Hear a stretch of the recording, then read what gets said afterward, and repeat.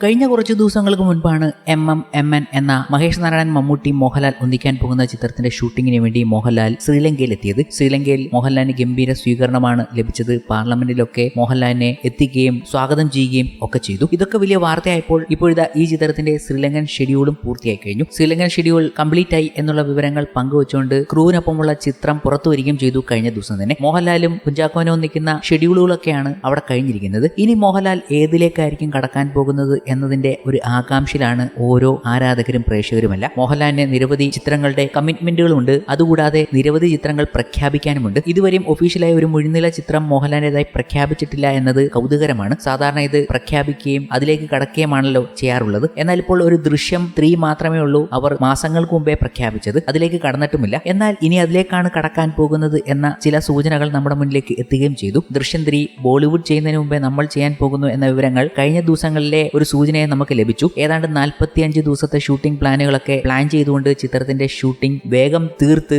ഈ വർഷം തന്നെ റിലീസ് ചെയ്യാനുള്ള പദ്ധതികൾ അവർ തയ്യാറെടുക്കുകയാണ്. ഇതൊക്കെ എങ്ങനെ സാധിക്കുമെന്നാണ് പലരും ഇപ്പോൾ ചോദിക്കുന്നത്. അപ്പോൾ ഒന്ന് ബാക്കിലോട്ടൊന്ന് പോയി നോക്കിയാൽ മതി. ദൃശ്യം ഷൂട്ടിംഗ് തുടങ്ങിയത് ഏതാണ്ട് ഒരു ഒക്ടോബറിൽ ആയിരുന്നു. അതായത് ഈ ദൃശ്യം ഫ്രാഞ്ചൈസിയുടെ ആദ്യ ചിത്രം റിലീസായത് ഡിസംബറിലും. അതായത് വെറും മാസങ്ങളുടെ വ്യത്യാസത്തിലാണ് സിനിമ ഷൂട്ട് ചെയ്ത് റിലീസ് ചെയ്തത്. അതുപോലെ നേരായാലും ഓഗസ്റ്റിൽ ഷൂട്ടിംഗ് തുടങ്ങി ഡിസംബറിൽ ഇറങ്ങിയ സിനിമയാണ്. ജിത്തു ജോസഫ് അധികം സിനിമയും 50 ദിവസത്തിനുള്ളിൽ ഷൂട്ട് തീർക്കുന്ന ഒരാളാണ്. അതുകൊണ്ട് തീർച്ചയായും ജിത്തു ജോസഫ് ഒരു പക്ഷേ ദൃശ്യം 3യും അതുപോലെ ഡിസംബറിൽ ഇറക്കാൻ സാധിക്കുന്നതാണെന്നാണ് പറയാൻ കഴിയുന്നത്. കാരണം അദ്ദേഹത്തിന്റെ മുൻകാല ചിത്രങ്ങൾ വെച്ച് നോക്കുമ്പോൾ ഇതാണ് കിട്ടുന്നത്. കൂടാതെ ദൃശ്യം 3യുമായി ബന്ധപ്പെട്ട അപ്ഡേറ്റും വന്നത് ഇങ്ങനെ തന്നെയായിരുന്നു. വെറും 45 ദിവസത്തെ ഷൂട്ടിംഗ് പ്ലാൻ വെച്ചുകൊണ്ട് ഈ വർഷം തന്നെ പകുതിയോടെ തുടങ്ങി അവസാനത്തോടെ റിലീസ് ചെയ്യാനുള്ള പദ്ധതി. ഇതെങ്ങനെ നടക്കുമെന്ന് പലരും ചിന്തിക്കുമ്പോഴാണ് ജിത്തു ജോസഫിന് തന്നെ ഷൂട്ടിംഗ് പ്ലാനുകളെ കുറിച്ചൊന്ന് സ്റ്റഡി ചെയ്താൽ നമുക്കത് മനസ്സിലാക്കാൻ കഴിയും. കൂടാതെ മോഹൻലാൽ എന്നൊരു വമ്പൻ താരമാണല്ലോ. പടപടയെന്ന് ഷൂട്ടിംഗ് ഒക്കെ തീർക്കാൻ എളുപ്പം തന്നെ. കൂടാതെ ആശീർവാദ് എന്ന പ്രൊഡക്ഷൻ ഹൗസും. ആദ്യം കേട്ടത് മാർച്ച് മാസമാണ് എങ്കിലും ഇപ്പോൾ അവർ ഡിസംബറിൽ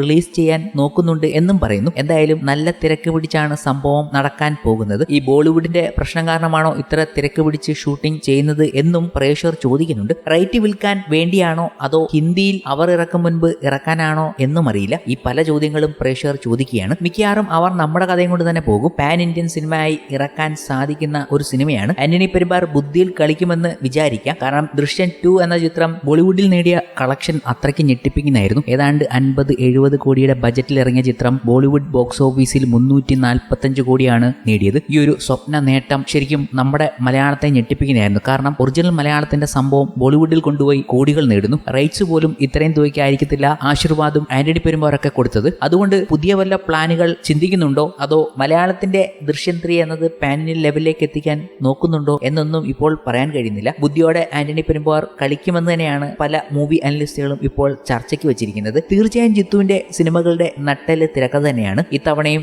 ആശാൻ ഒരു ഒന്നൊന്നര സംഭവമായി തന്നെ വരും എന്ന് വിചാരിക്കുന്നു. ഹിന്ദി ദൃശ്യം 3 വേറെ കഥയുമായി വരണം എന്ന് തന്നെയാണ് ഇവരുടെയൊക്കെ ആഗ്രഹം. കാരണം അവന്മാരുടെ ആങ്കാരം ഒന്ന് കുറയട്ടെ എന്നൊക്കെ മൂവി അനലിസ്റ്റുകൾ ഇപ്പോൾ പറയുന്നുണ്ട്. ശരിക്കും അത് തന്നെയാണ് സംഭവിക്കേണ്ടത്. നമ്മുടേത് കോപ്പി അടിക്കുന്നതിന് പകരം അവരൊരു ദൃശ്യം 3 ഇറക്കുന്നതായിരിക്കും നല്ലത്. അപ്പോൾ ഒരു കമ്പാരിസൺ എന്തായാലും നടക്കും. അതാണ് സത്യം പറഞ്ഞാൽ വേണ്ടതും. ജിത്തു ജോസഫ് എന്ന സംവിധായകൻ തിരക്കഥാകൃത്ത് അദ്ദേഹത്തിന്റെ തിരക്കഥകൾ അത്രയ്ക്ക് ഗംഭീരമാണെന്ന് നമുക്ക് അടിയുറച്ച് പറയാൻ കഴിയും. കാരണം ചുമ്മാ ഒന്നും പുള്ളി എഴുതി വെക്കത്തില്ല. തിരക്കഥ തന്നെയാണ് ഈ ദൃശ്യം 3യുടെ നട്ടെല്ല്. മേക്കിംഗ് ഒക്കെ പിന്നെ ജിത്തു ജോസഫിന്റെ മേക്കിംഗ് അത്ര വലിയ സംഭവമൊന്നുമല്ലെന്ന് എല്ലാവർക്കും അറിയാം. അപ്പോൾ ജിത്തു ജോസഫിന്റെ കരിയറിലെ തന്നെ ദൃശ്യം എന്ന സീരീസ് തന്നെ ഒരു സാധാ സിനിമ മേക്കിംഗ് ആണ്. പക്ഷെ അതിന്റെ സ്റ്റോറി ലൈനിങ്ങും സ്ക്രിപ്റ്റിങ്ങും ഒക്കെയാണ് ഗംഭീരമായി മാറുന്നത്. എന്തായാലും ദൃശ്യം 3 ഒരു ഗംഭീര സംഭവമായി തന്നെയാണ് പ്രേക്ഷകർ മനക്കോട്ട കിട്ടുന്നതും. ഇങ്ങനെയുള്ള ചില സംഭവങ്ങൾ മാറ്റി നിർത്തിയാൽ ഇനി എന്തായിരിക്കും സംഭവിക്കുക എന്ന് കണ്ടറിയാം. കൂടാതെ അവരുടെ പ്ലാനിംഗ് പറയുമ്പോൾ ഈ വർഷം തന്നെ നമുക്ക് ദൃശ്യം 3 പ്രതീക്ഷിക്കാമെന്ന് തന്നെ വിശ്വസിക്കുന്നു. എന്താണ് നിങ്ങൾക്ക് തോന്നുന്നത്?